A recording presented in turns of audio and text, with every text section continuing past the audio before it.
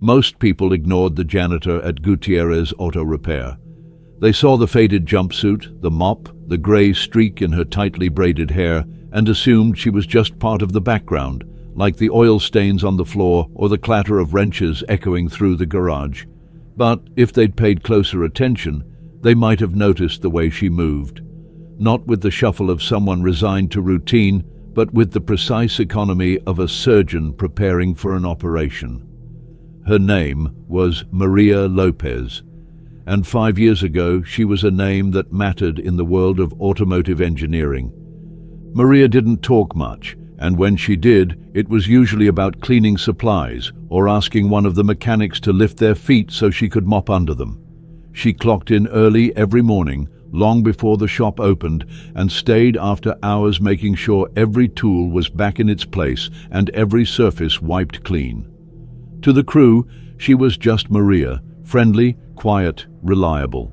They had no idea that the woman scrubbing oil pans and sweeping under workbenches once held 3 international patents in combustion optimization.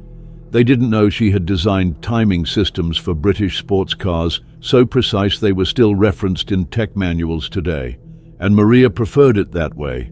After what happened, she'd sworn off engineering, packed up what was left of her life, and disappeared from a world that had judged her for being too outspoken, too Latina, and worst of all, too female in a room full of old men in tailored suits. When Burfield, Oklahoma showed up on a map during a cross-country bus ride, it seemed as good a place as any to hide.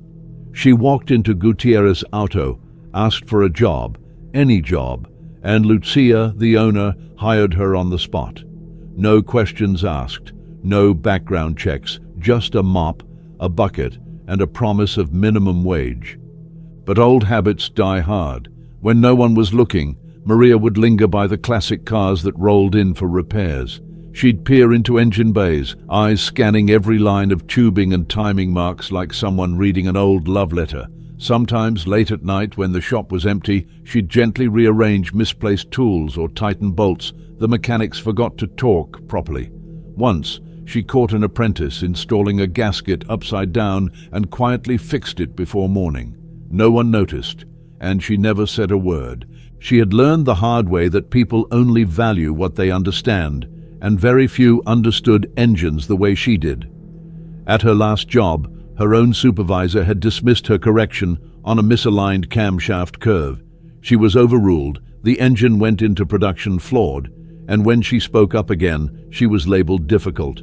When the fallout came, it wasn't the supervisor who took the fall. It was Maria, and so she stopped speaking altogether, at least about engines. Still, that knowledge didn't fade. It simmered quietly, just beneath the surface. Every engine she heard, every misfire she sensed, every tool she handled, it all came back like muscle memory. Sometimes it felt like a curse, other times like a tightly coiled spring waiting for release, but no one ever asked her about her past. Not Lucia, not the mechanics, not the customers. They all saw the janitor and assumed that's all there was. Until one day, a car rolled into the shop that even the best mechanics couldn't fix. A car so old and rare and fussy, it demanded more than certification or training. It demanded intuition, history, and mastery. The kind of mastery you don't find in textbooks or service manuals. The kind Maria had buried years ago, but never lost. And that was the day everything changed. The sound didn't match anything usually heard around Gutierrez Auto Repair. It wasn't the wheeze of an aging Ford pickup or the tinny rattle of a worn-out compact. This was different, deep, smooth, refined. The kind of low purr that seemed to carry authority all on its own. Mechanics paused, heads turned. Even Maria, halfway through mopping the back corner of the garage, stopped and looked toward the bay doors. Something was coming, and it wasn't from around here. As the sound drew closer, a sleek silver machine appeared in the morning sun, its polished chrome catching the light and scattering reflections across the walls.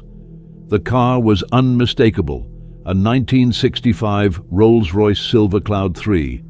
Long and dignified, with curves that whispered of another era, It rolled into the garage with the confidence of royalty returning to its estate. The mechanic stepped back instinctively.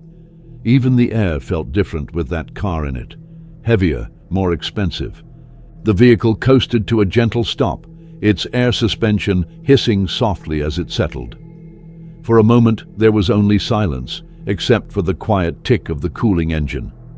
Then the door opened with a satisfying heavy clunk that only old-world craftsmanship can produce, and out stepped the man who owned it.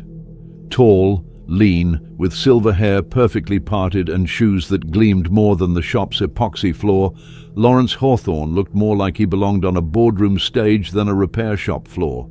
He carried himself with the kind of composure that comes from generations of wealth, the sort of man who never checks a price tag because he's never had to. His suit was charcoal gray, hand-stitched with subtle pinstripes, and his cufflinks were monogrammed platinum. The watch on his wrist, a gold Vacheron Constantin, peeked from beneath his sleeve as he checked the time.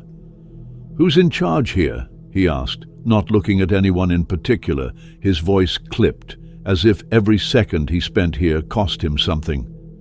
Lucia stepped forward, wiping her hands on a rag, trying not to let the sight of the car, or its driver, shake her composure. "That would be me," she said, extending a hand that was still slightly smudged with oil. "Lucia Gutierrez, what can we help you with?" Hawthorne looked at her hand and ignored it. "The engine is hesitating," he said, with the tone of someone who believed mechanical problems were an insult to his time.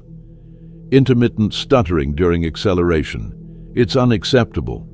I have a meeting in Oklahoma City this afternoon, and I need it resolved, now." The mechanics exchanged glances. This wasn't the usual small-town job.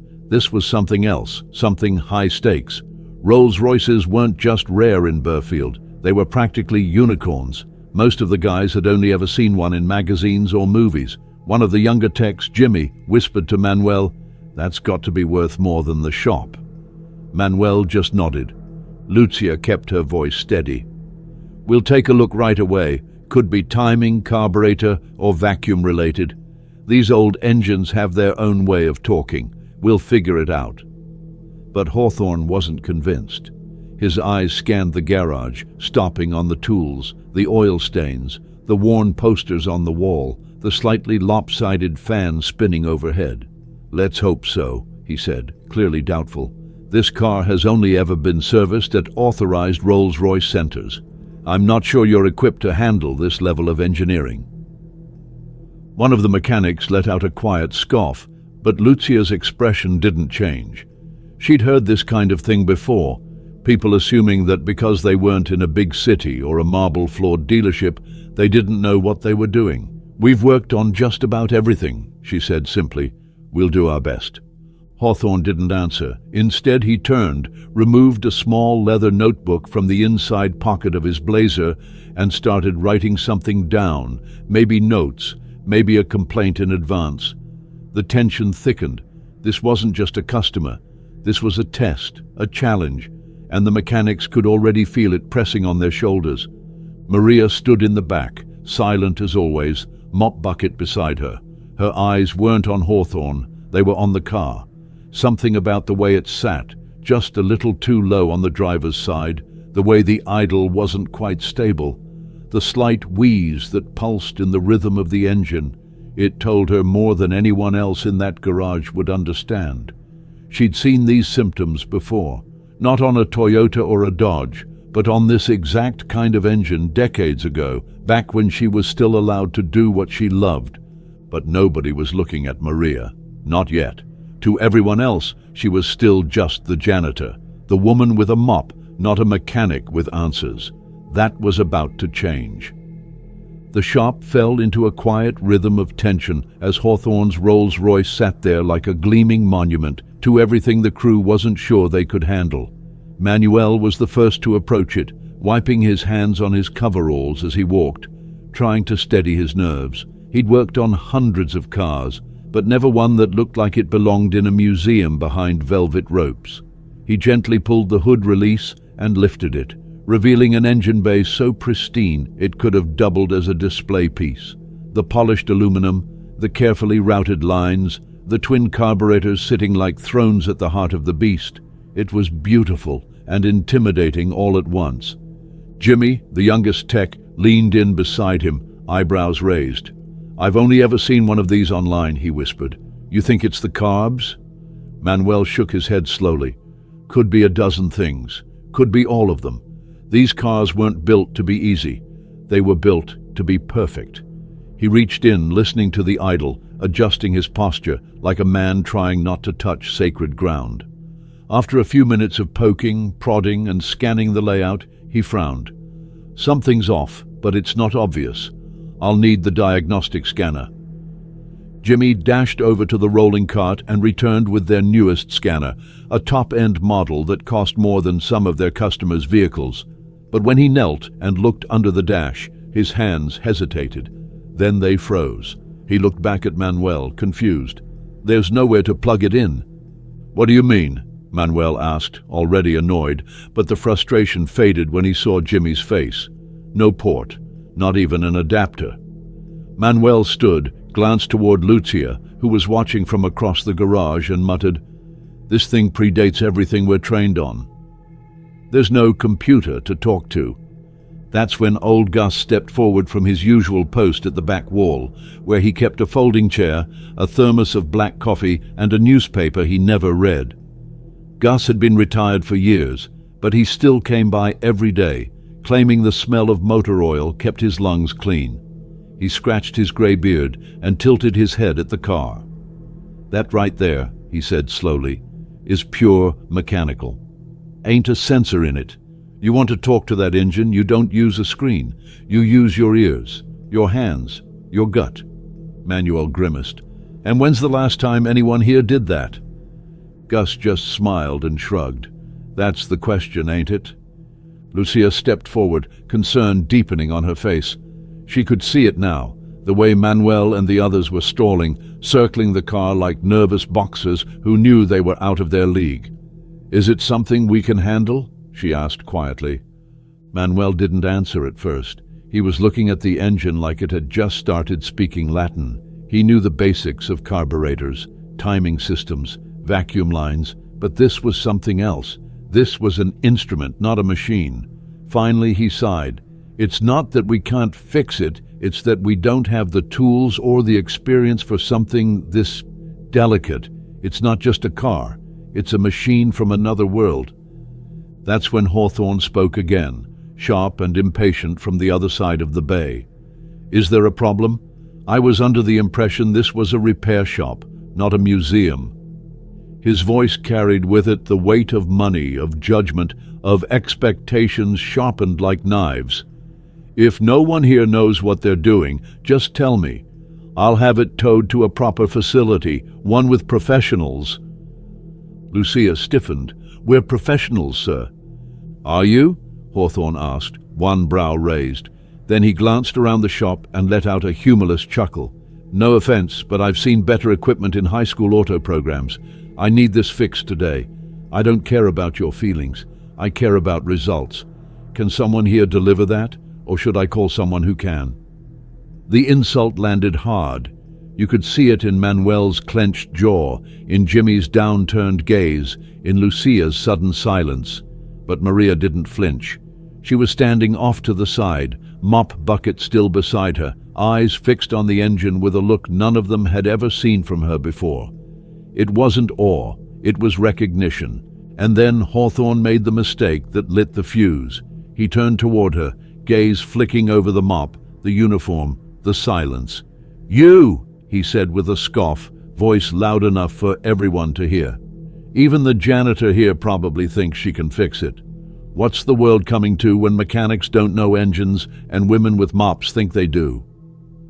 Every head turned, the shop froze. The words echoed through the space like a wrench dropped from a rooftop. Maria stared at him, just stared. There was no anger in her face, just the cool, quiet stillness of someone who'd heard this kind of thing before, who'd spent a lifetime swallowing these words like glass and learning how to bleed on the inside. She walked forward slowly, not dramatic, not defiant, just steady. When she stopped beside the Rolls-Royce, She didn't look at Hawthorne. She looked at the engine, and when she spoke, her voice was calm, measured, and louder than it needed to be. "Your left carburetor is rich. Front cylinder's misfiring slightly under load. That's what's causing the hesitation. You've also got a failing vacuum diaphragm on the ignition advance. That engine's not just stuttering, it's compensating." The silence in the shop deepened. Hawthorne blinked. Lucia stared. Manuel's jaw loosened. Jimmy straightened. It was the most anyone had ever heard Maria say in a single breath. "I can fix it," she added, voice steady. "Give me 1 hour." Hawthorne laughed, short and sharp. "You? Fix my Rolls-Royce?" Maria met his eyes for the first time. "Yes, me dot." "And what if you can't?" he asked, clearly amused. "Do I get a free floor cleaning?" "If I fail," Maria said, "I walk out and never come back. But if I succeed, you pay the shop $50,000. Hawthorne raised an eyebrow. $50,000 for a janitor with a fantasy? $50,000, Maria repeated, unmoving. For results. Isn't that what you wanted? Lucia stepped forward, unsure if she was witnessing courage or madness. "Maria, you don't have to—" "Yes, I do," she interrupted gently. "Let me try." Hawthorne smiled like a man who thought he'd already won. 1 hour, starting the moment you pick up a wrench. Maria nodded once, then turned back to the car. No cheers followed, no one clapped. But for the first time since that Rolls-Royce rolled into the shop, everyone stopped wondering what might go wrong and started wondering who Maria really was. Hawthorne's challenge lingered in the air like the smell of spent fuel, thick, lingering, impossible to ignore. No one said a word as Maria turned slowly, walked toward the supply closet near the back wall, and unlocked it with a key that had long since lost its label. Inside wasn't just her mop and cleaning supplies. Tucked behind bleach bottles and floor polish were 2 worn leather cases, each lined with metal clasps dulled by time. Nobody had ever asked what else she kept in there. Nobody had ever thought to. She set them gently on the nearest workbench, unlatched one, and opened it. Inside was a set of brass and chrome carburetor synchronization gauges. Old school, analog, the kind of tools that hadn't been manufactured in decades. The dials were worn, but still accurate. Flexible tubes, neatly coiled, glinted under the fluorescent lights. In the second case, there was a vacuum pressure tester, also vintage, also spotless. The sort of equipment that only someone with deep knowledge of pre-electronic engine systems would know how to use, let alone trust. Maria touched them like old friends, her hands steady, her eyes locked on the task in front of her. Manuel approached slowly, uncertain whether to be worried or impressed. "Where did you even get those?" he asked. Maria didn't look up. "They were mine, long before I came here." Jimmy had stopped what he was doing entirely, leaning on a nearby workbench, watching her with a look of confused awe. "You had those the whole time? You knew how to use them?" "I never forgot," she said simply. She turned back to Lucia, who was now standing silently between 2 hydraulic lifts, arms crossed, eyes filled with something halfway between fear and curiosity. "Do we have any diaphragm units in the old parts bins? British standard? Anything from the 60s? Lucia blinked. Maybe in the storage loft. My dad used to collect weird parts like that. Said you never know when a rich man's toy is going to break. "Then we need to check," Maria said. "If it's not there, the vacuum timing won't hold, and I won't make it in an hour." Lucia nodded, already turning toward the stairs that led to the cramped overhead storage. She moved faster than anyone had ever seen her. Meanwhile, Maria opened the hood of the Rolls-Royce herself. She didn't hesitate. Her hands moved like she'd opened this exact engine bay 100 times. Maybe she had, in another life. Hawthorne watched from a distance, his arms folded, still amused. But a flicker of something had changed in his eyes. He was a man who made his living spotting potential, investing in ventures, reading people, and even if he wasn't ready to admit it, something in Maria's calmness had caught his attention. She wasn't bluffing, she wasn't guessing. She knew. "Let me be clear," he said, stepping closer, projecting his voice so everyone could hear. "I'm only going through with this because I enjoy watching confidence get crushed by reality. I've known master mechanics who couldn't tune this engine properly. You think a woman who's been mopping floors for a decade is going to show them all up?" Maria glanced at him for a fraction of a second before returning to the engine. "Yes." That one word landed harder than a full speech. Not angry, not defensive, just certain. She began with the basics, checking fuel lines, confirming flow rates, listening to the engine note as she adjusted idle speed. Then she began attaching the synchronization gauges, one by one, to each carburetor intake. Her movements were efficient, practiced, unflinching. The dials flickered to life, their needles dancing with the rhythm of each cylinder. She made no dramatic declarations. She simply worked, reading, interpreting, adjusting. Manuel leaned over Jimmy's shoulder and muttered under his breath, "She's measuring airflow differential in real time. I didn't even know you could still do that." "You can't," Jimmy replied, still stunned, "unless you were taught the old way." "She wasn't taught," Manuel said quietly. "She was the old way." Down in the loft, Lucia called out, voice echoing between the rafters. "Found something. Looks like a diaphragm unit. Old box, still sealed." "Bring it down," Maria replied, not missing a beat. "That's going to buy us back 15 minutes if it fits." Lucia returned, panting slightly, carrying a cardboard box so dusty it looked like it hadn't been touched in 20 years. Inside was a pristine vacuum-advanced diaphragm, still wrapped in wax paper. Maria took it gently, turned it over in her hands, nodded. "It's the right one." She removed the faulty unit from the engine, a precise, meticulous job requiring removal of distributor components most mechanics wouldn't touch without factory diagrams. But Maria didn't need diagrams. She didn't even need to think. Her hands moved like they were following instructions etched into her bones. As she installed the new diaphragm, then recalibrated the timing manually using a small timing light and her synchronization tools, the sound of the engine began to change. It was subtle at first, the jitter in the idle smoothing out, the slight cough in the tailpipe vanishing.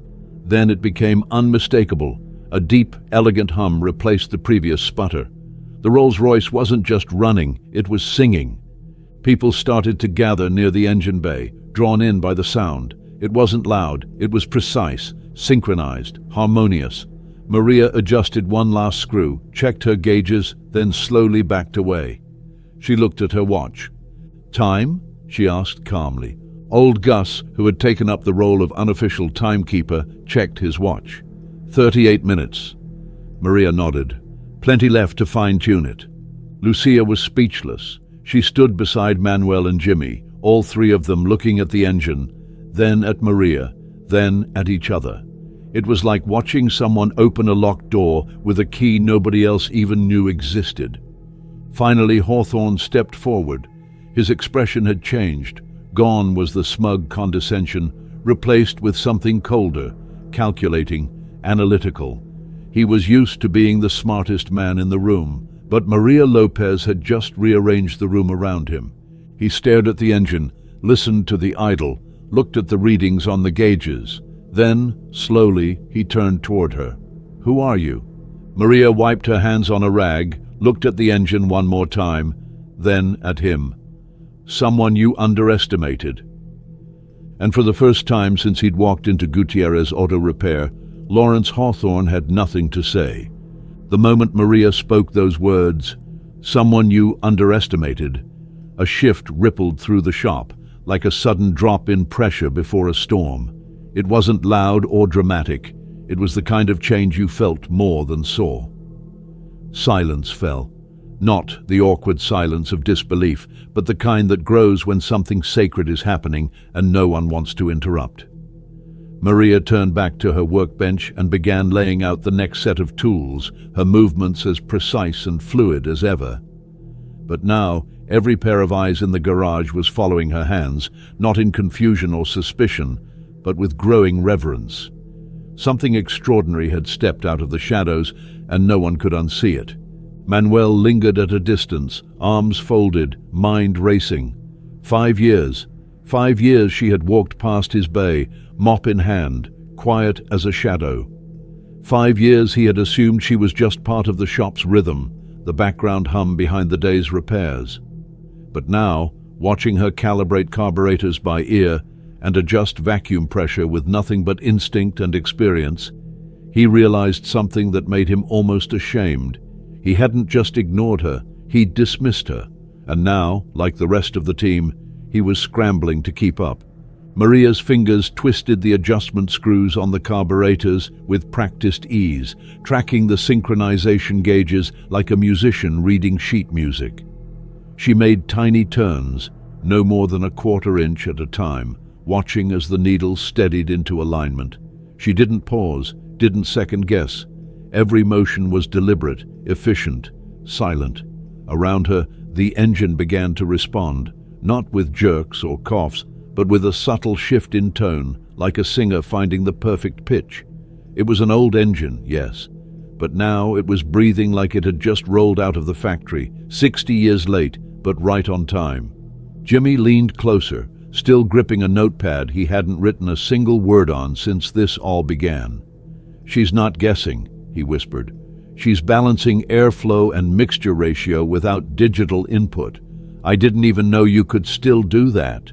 Lucia nodded slowly, her mind spinning as she tried to reconcile the janitor she had hired years ago with the technician now resurrecting a car that had stumped every mechanic in the shop. "My dad used to say," she murmured, "that real mechanics don't just fix, they listen. Engines tell you what they need. You just have to understand the language." She paused, watching Maria work. "I think she speaks it better than anyone I've ever seen." Near the front of the shop, old Gus stood with his arms crossed and a slow, crooked grin creeping across his face. He wasn't surprised, not really. Gus had always suspected something was off about Maria. Little things like how she instinctively ducked under exhaust pipes before her eyes even registered them, or how she handled tools that hadn't been used in 20 years with more familiarity than most modern techs did with Bluetooth scanners. She was the kind of person who didn't show her hand until the table was on fire. And now, standing in the heat of that flame, she looked perfectly at home. Maria adjusted the final setting on the synchronization gauges, removed the hoses, and stepped back. The engine was now idling with a low, rich hum, every cylinder firing in perfect rhythm. She didn't celebrate, didn't smile. She just studied the exhaust for a long moment. No more dark smoke, no hesitation. Then she reached for a ratchet and began checking torque specs on the distributor housing. The vacuum advanced diaphragm was holding beautifully, but she wasn't about to assume. She measured the timing manually, noting the advance angle and making a subtle correction, even though it was already close to factory spec. She didn't believe in close enough, not when it came to perfection. Hawthorne, still standing like a statue near the edge of the bay, had stopped checking his watch. His eyes hadn't left the engine since Maria's second adjustment. Something in him had changed. He wasn't smiling anymore. He wasn't speaking. He wasn't even posturing. He was studying her like a man trying to solve a riddle he'd never expected to be given. She was a contradiction, a mechanic hiding in a janitor's uniform, a master in plain sight. And he was beginning to understand just how badly he had miscalculated. "You've done this before," he said finally, voice quieter now, no longer filled with superiority. "This engine, not just this type, this exact model." Maria tightened one final bolt and looked at him. "Silver Cloud 3, same configuration. I worked with Rolls-Royce powertrains back when they partnered on emission system prototypes.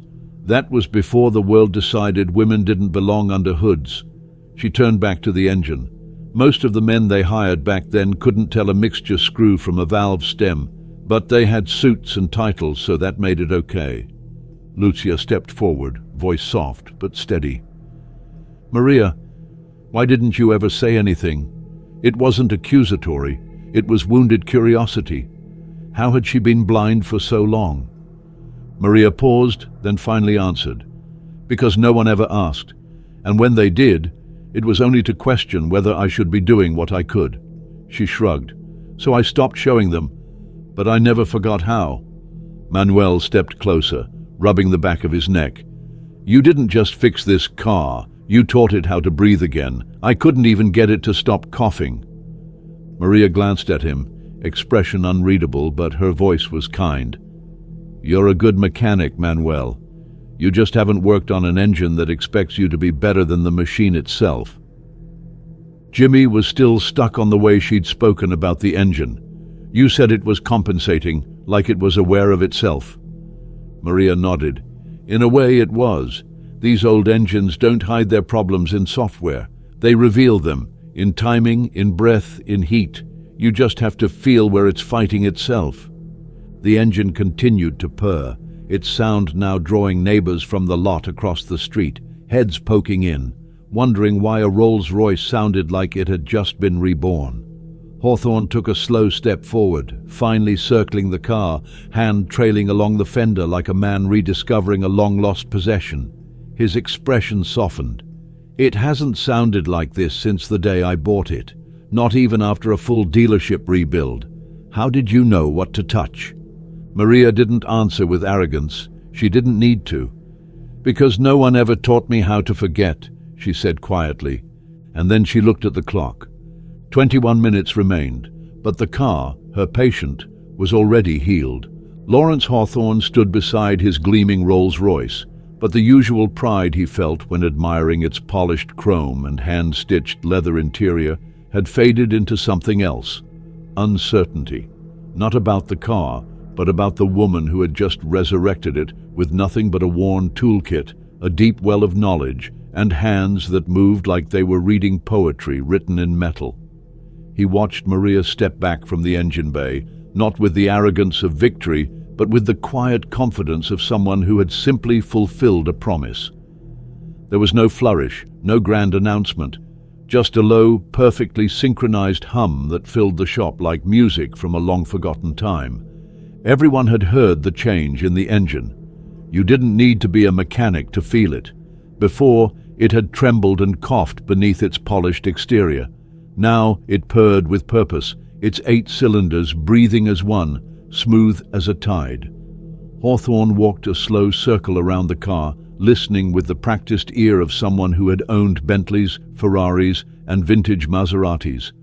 He'd heard countless engines, but this was different. This wasn't just a fix. It was a restoration of soul. Maria wiped her hands on a stained shop rag, folded it, and set it aside as if her work were done. But it wasn't. Not really. Because now came the moment that mattered more than torque specs and vacuum readings. The moment when pride, ego, and perception would have to face the truth. Hawthorne wasn't a man who apologized. He didn't have to. Money had always spoken loud enough to drown out guilt. But now, in this unassuming shop, surrounded by people he'd silently dismissed just an hour ago, he was realizing that for all his wealth, for all his tailored suits and prestigious connections, he had made a fool of himself. And Maria hadn't needed to humiliate him to do it. She'd simply been excellent. I don't understand, he finally said, and the words hung in the air like dust motes catching light. This engine has been in and out of specialty shops for the last 2 years. I've flown in technicians from London. I've paid thousands for diagnostics, adjustments, custom parts. And you... He paused, gesturing toward her like he was still trying to process it. You fixed it in under 40 minutes. Maria looked at him evenly. It wasn't broken in the way people think engines break. Nothing snapped, nothing failed. It was just neglected, slightly mistuned, compensating. She gestured toward the gauges still resting nearby. You wouldn't have found it with electronics or modern scans. That engine was telling you something. No one was listening. Lucia stepped closer, arms still crossed, but her stance softer now. She looked not just at Maria, but through her, trying to piece together how this woman, who'd quietly cleaned her shop for years without complaint or recognition, had just performed a mechanical miracle. Why now? she asked, her voice gentle. "Why speak up today?" Maria hesitated, eyes drifting toward the far bay door where sunlight cut across the stained concrete floor. "Because I got tired of hiding, and because I couldn't watch you lose everything over a problem I could solve in my sleep." She paused, glancing back at the car. "And maybe because I missed it. The work, the sound, the feeling of bringing something back from the edge." Hawthorne stepped toward her, slowly, as if approaching something sacred. His tone, for once, was stripped of condescension. "Who are you, really?" Maria tilted her head slightly, considering the question. "I used to be a design engineer," she said. "Powertrain systems, focused on legacy engines. Helped draft the last generation of naturally aspirated V8s for British luxury models. Then one day, someone decided I wasn't the right face for the job." Her voice didn't waver, but the weight of what she wasn't saying hung between every syllable. "So I became someone else, someone quiet." Manuel looked like he'd been punched in the chest. "You could have been running this shop. You could have been running your own." Maria gave a soft smile. "Maybe, but I didn't want to fight anymore. I just wanted to be left alone." She looked around the shop, not just at the tools and the cars, but at the people. But sometimes life doesn't let you stay hidden. Sometimes it drags you back. Jimmy finally spoke, his voice quiet but reverent. "I thought I wanted to be the best mechanic in the state, but after watching you today, I just want to learn how to see the way you do." Old Gus chuckled from his corner. "Kid, you just witnessed what happens when experience meets silence and decides to speak again." He nodded toward Maria. "There's not a lot of people like her left." Hawthorne exhaled slowly, then reached into his inner coat pocket and pulled out his checkbook. He scribbled the numbers without hesitation, then tore the check cleanly and extended it toward Lucia. $50,000 as promised, he said, "but that's not charity. That's payment for the finest repair I've had in 20 years. Lucia took the check with trembling hands, still stunned. That amount of money wasn't just a win, it was salvation. It meant new lifts, new tools, a full roof repair, and breathing room for everyone on the payroll. But Hawthorne wasn't done. He turned back to Maria, something sparking behind his eyes now. The businessman in him was reawakening, calculating, adapting. "I have a collection," he said slowly. 47 vehicles, all vintage, many in need of restoration. I've been looking for someone who understands them, really understands them. Would you consider working for me? Name your price." Lucia's stomach dropped. It made sense, of course. A man like Hawthorne wouldn't walk away without making an offer, but it felt like she was watching something precious slip through her fingers. Maria didn't respond immediately. She looked back at the Rolls-Royce, then around the shop, then at the people who had stood by as she quietly swept the floor and emptied their trash for half a decade. "That's generous," she said after a long pause, "and tempting, but I'm not ready to leave just yet." Hawthorne raised an eyebrow. "You'd turn down a full-time position restoring the rarest cars in the country?" Maria smiled. "Maybe. Or maybe I just realized I belong somewhere I can build, not just maintain." He said nothing, but the way he nodded, once sharply, spoke volumes. And just like that, the room exhaled. The engine hummed behind them, a machine brought back to life by a woman who had once buried her own voice beneath years of dust and disappointment. Now it was all out in the open. The truth, the talent, the past, and the possibility of something entirely new. The janitor was no longer invisible. She was undeniable. The tension in the shop didn't vanish after Maria turned down Hawthorne's offer. It transformed. It settled into something quieter, heavier, like the weight of a moment that everyone knew they'd remember for the rest of their lives. For years, Gutierrez Auto had been a steady, if modest, shop. The kind of place where timing belts and oil leaks filled the days, and nobody expected anything revolutionary to happen. But now, revolution was exactly what they'd witnessed.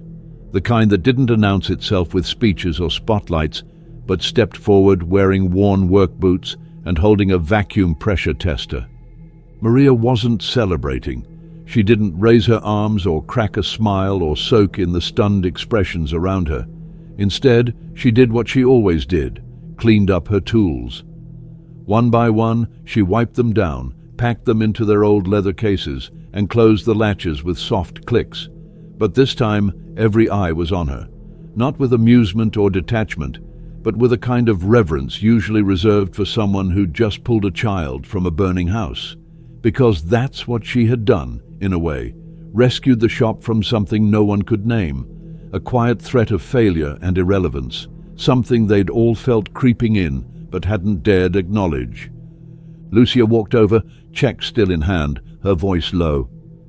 "You know," she said, her words careful, measured, "I was ready to call a tow truck before you stepped in. I thought this was it. We were going to lose everything over a job we couldn't finish." She looked at the check again. It's more than money. You saved us." Maria just nodded.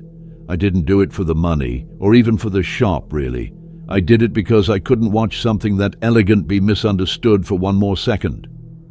Manuel stepped forward then, his pride clearly bruised but his respect undeniable. "I was wrong," he admitted, and the words cost him something. "I didn't see you. I looked right past you for years, thought you were just the janitor, and I hate that I ever thought that way."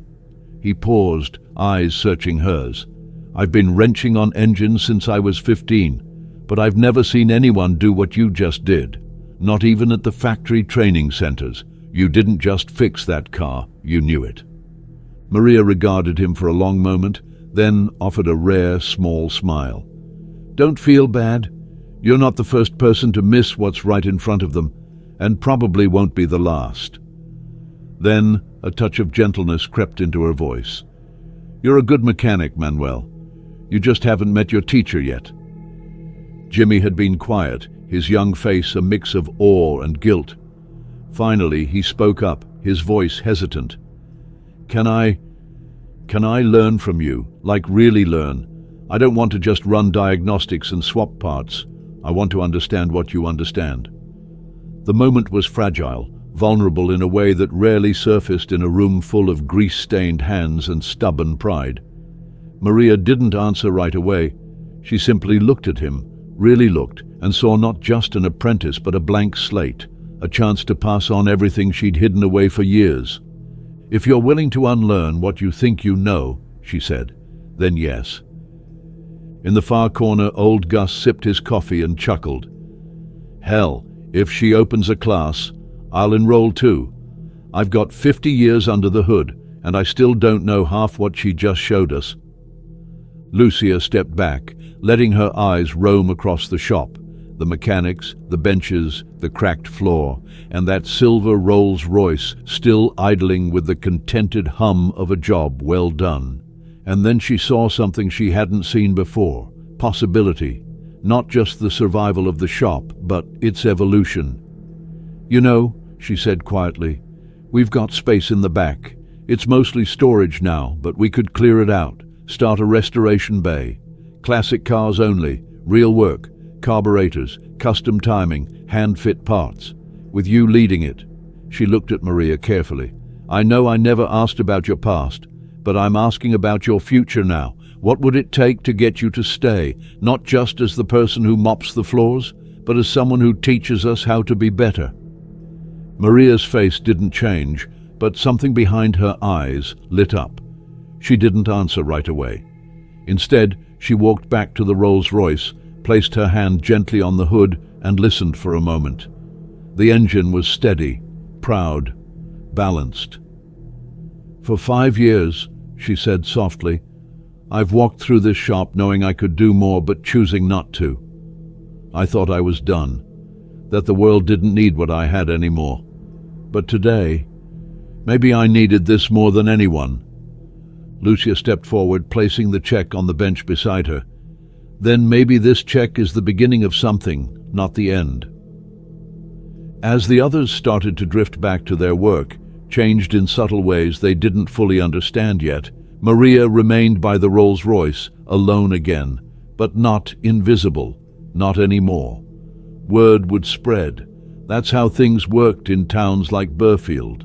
By the end of the day, every gas station, diner, and hardware store would be buzzing with the story of how the janitor fixed the unfixable and outclassed every mechanic in the building. And Maria knew what that meant. It meant the hiding was over.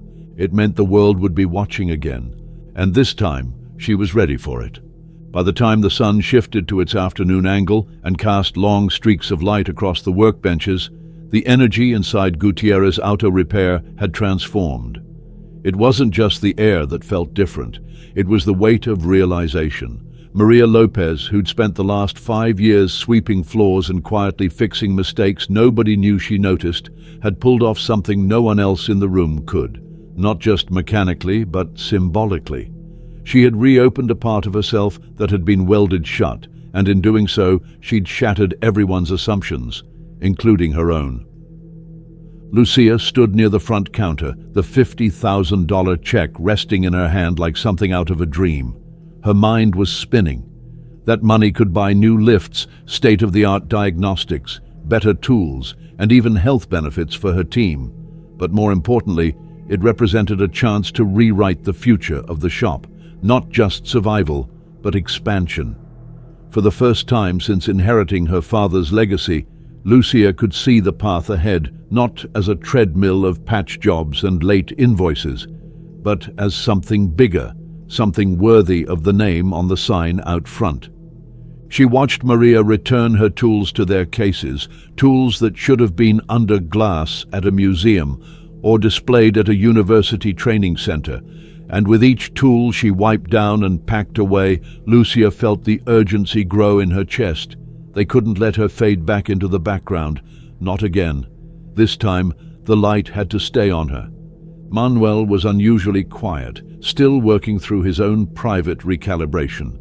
He wasn't a man used to being second best, and for years he'd thought he was the most knowledgeable person in the room. But now he realized knowledge wasn't just about what you'd learned. It was about how much you'd forgotten along the way. Maria had reminded him of something he didn't even know he'd lost, the art of listening to machines. He felt no bitterness toward her, only a burning need to become better, to ask questions, to study the way she moved and thought and adjusted, because clearly she saw things the rest of them missed. Jimmy hovered nearby, watching Maria as if afraid she might vanish if he blinked. "Hey, can I ask you something?" he said, his voice just above a whisper. Maria glanced up, gently closing the lid on her synchronization gauges. "You already did." He grinned nervously. "Why'd you stay hidden for so long? You could have had your own shop. You could have been teaching at a university. Hell, you could be famous." Maria let out a soft breath, the kind that carries 1,000 memories. "I didn't want fame. I wanted peace.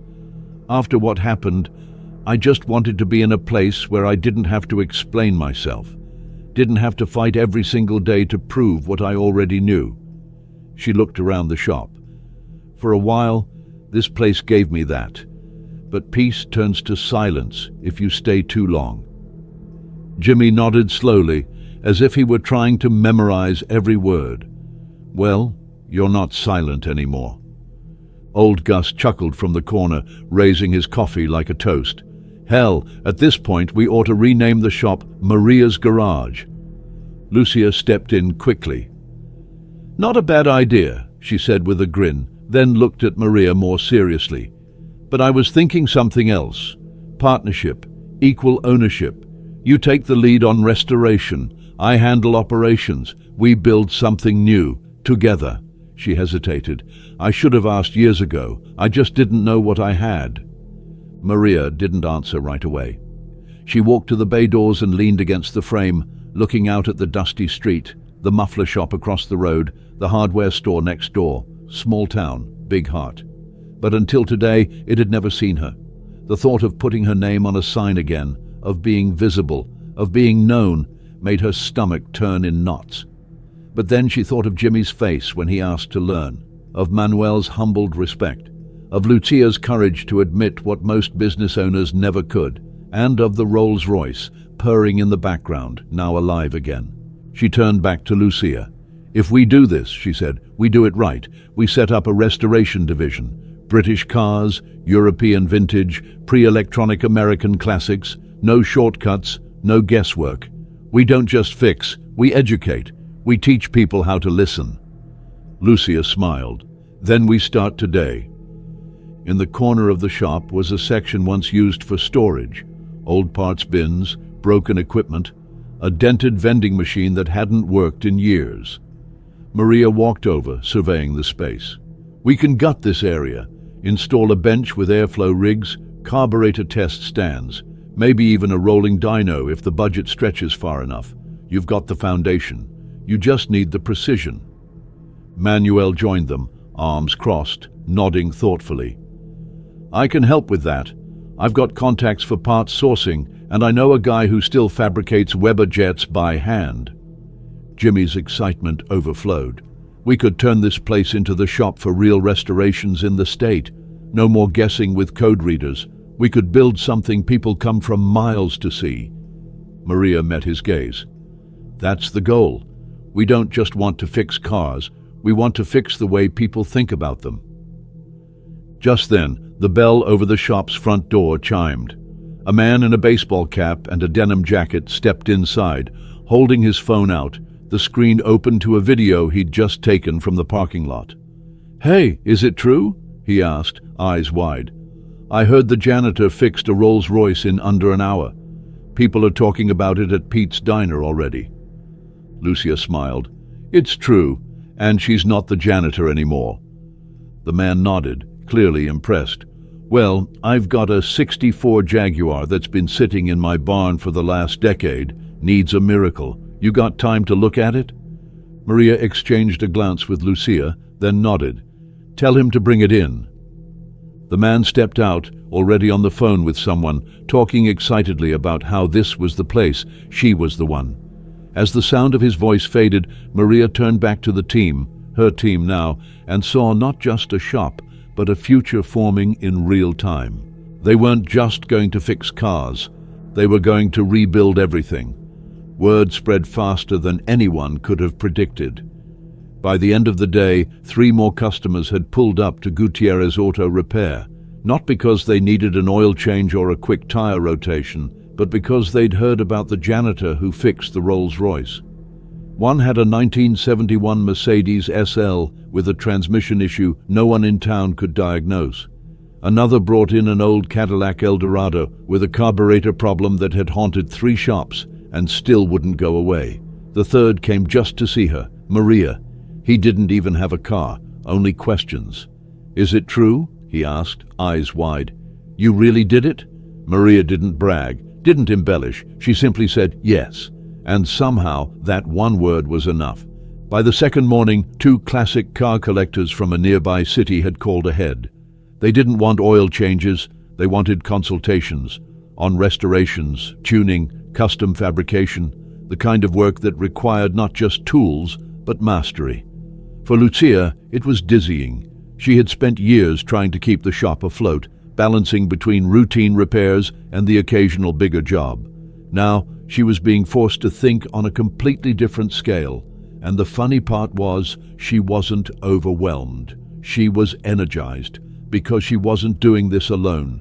She had Maria, and more importantly, Maria was no longer hiding. They cleared out the back corner of the shop by noon. The vending machine was finally hauled away. Jimmy had insisted on smashing it himself as a symbolic gesture, and the shelves of old parts were boxed up and labeled. Maria stood back and stared at the space for a long time, imagining what it could become. "We'll need ventilation, better lighting, and shelves we can reach without a ladder," she noted.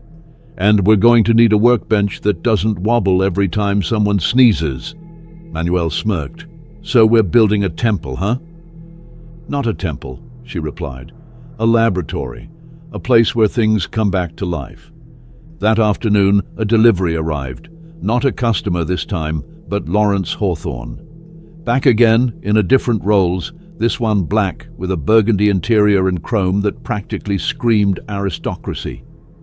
He stepped out wearing sunglasses and a faint smirk, but there was no longer arrogance in the way he carried himself, only purpose.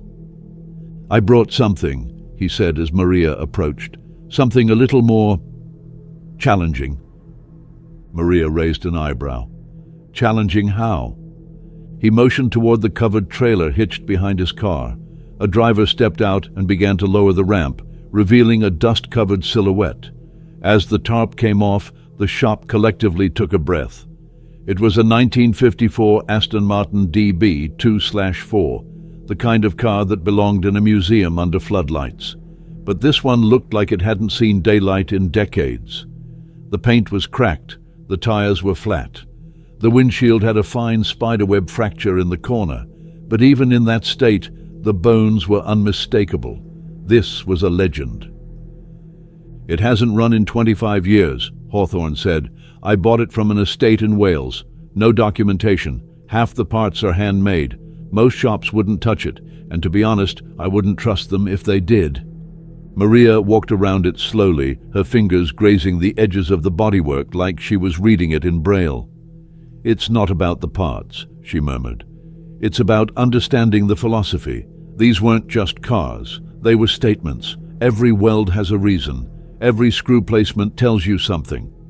Lucia stepped up beside her. "You want us to restore this here?" Hawthorne smiled. "I want her to." Then he turned to Maria. "And I want to be your first official client. No bets this time, no clocks. Just you, the machine, and the time it takes to make it right." Maria didn't answer immediately. She walked to the front of the car, placed her hand over the emblem, then looked back at the team. "We'll need to bring in some specialty equipment, a vapor blaster, a British thread pitch gauge, heat-treated fasteners, and a lot of patience." Manuel nodded.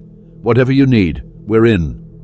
Hawthorne extended a business card again, this one not offering employment, but representing a standing contract. "Gutierrez Auto is now my restoration facility of choice, exclusive. As long as Maria leads the work, I'll bring the cars." Lucia accepted the card. "And what if Maria partners in the work?" she asked pointedly. Hawthorne's eyes twinkled. "Then the partnership has just earned itself a very wealthy patron."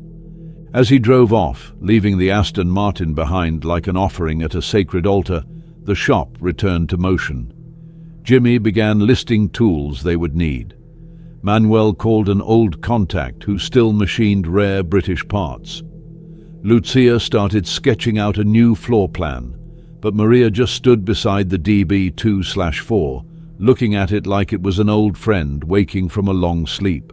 She didn't speak much that afternoon. She didn't need to, because everyone could see it in her posture, in the way she moved around the car with reverence and focus. Something had been returned to her, purpose, and something had been given to the shop, vision. In a single week, they'd gone from barely scraping by to being on the verge of becoming a regional hub for classic automotive restoration. And none of it had come from advertising or luck. It had come from truth being revealed, painfully, honestly, and completely. Maria Lopez was no longer hiding. She was leading. By the end of the week, Gutierrez Auto Repair no longer felt like the same shop. The layout was the same. The concrete floor still carried its familiar scars, oil stains that would never come out, scuff marks from decades of boots dragging across the bays, but the energy had changed. It hummed now. Like the engines Maria had brought back to life, the shop had found its rhythm. It wasn't just a place where cars got fixed anymore. It was a place where legacies were restored, where craftsmanship was practiced like a sacred language, where a woman who had once been invisible now stood at the center of something extraordinary. The DB 2/4 sat in Bay 4 under soft lighting, its restoration already underway. It wasn't flashy yet. The cracked leather had been removed for conditioning, the carburetors disassembled and labeled, and the frame elevated on blocks while Maria evaluated every bolt, every line, every design choice with surgical care. But even in pieces, it radiated the quiet nobility of something important, something worth saving. Maria worked mostly in silence, her mind fully immersed, her tools moving with a rhythm that mesmerized the others. Jimmy took notes every chance he got, sketching diagrams on the back of invoices and asking questions whenever he could sneak one in without interrupting her flow. Manuel brought her old manuals and schematics from his garage at home, digging through boxes he hadn't opened in a decade. He was still coming to terms with the shift in hierarchy, but it no longer threatened him. If anything, it motivated him. Because for the first time in years, he wasn't just a mechanic trying to stay ahead. He was an apprentice again, and he was proud of it. Customers began arriving daily, some with vehicles, others just with stories. A man with a '58 Studebaker that hadn't run since his grandfather passed. A woman whose late husband had been restoring a Triumph TR6 before cancer took him too soon. They didn't just want repairs, they wanted resurrection. And they didn't want anyone. They wanted Maria. Lucia spent her evenings drafting plans for a second restoration bay, for converting the old paint booth into a machine room, for building a section of the shop dedicated entirely to rare tool storage. She spoke with the bank. She spoke with the city.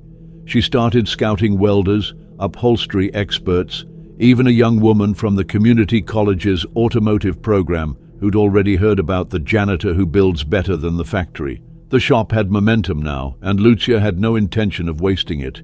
She'd watched her father run this place with grit and heart. Now it was her turn to take it further, with Maria by her side. Hawthorne returned the following Monday, not with another car this time, but with a camera crew. At first Maria looked like she might walk straight out the bay doors, but he approached her carefully, respectfully. "Not for the media," he said.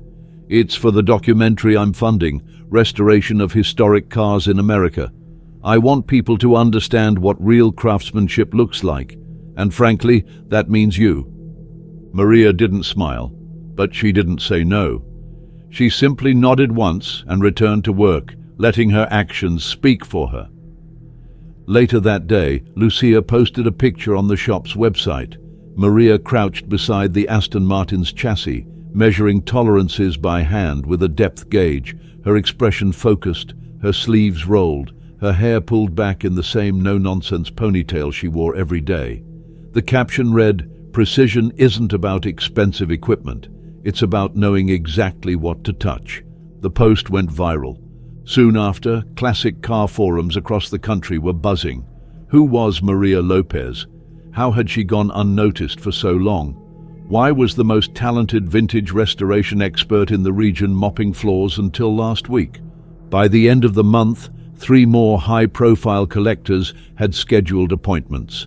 2 major automotive magazines had called for interviews, and the state's Historical Vehicle Society reached out to request Maria speak at their next symposium.